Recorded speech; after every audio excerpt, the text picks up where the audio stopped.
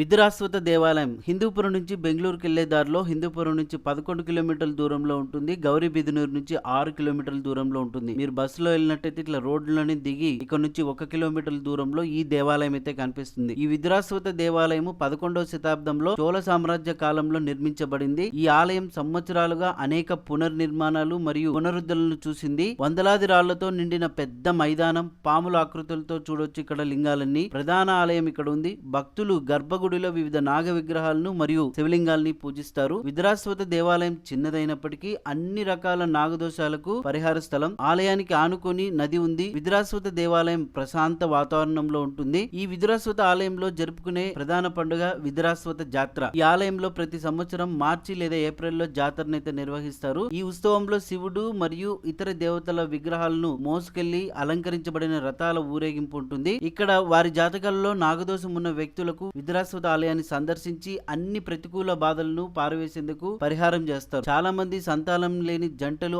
ఆలయాన్ని సందర్శించి సంతాన నాగేంద్ర స్వామిని పూజిస్తారు మరియు రాహుకేతు పూజ, కాలసర్ప దోష నివారణ పూజ మరియు నాగదోష పూజ వంటి పూజలను అందిస్తారు. ఇలా చెప్పుకుంటూ పోతే ఎంతో చరిత్ర కలిగిన ఈ దేవాలయము మన హిందూపురంకి దగ్గరలోనే ఉంది. ఒకసారి వెళ్ళి మీరు విజిట్ చేయండి. ఇట్లాంటి అప్డేట్స్ కోసం అయితే మన పేజ్ ని ఫాలో అవ్వండి.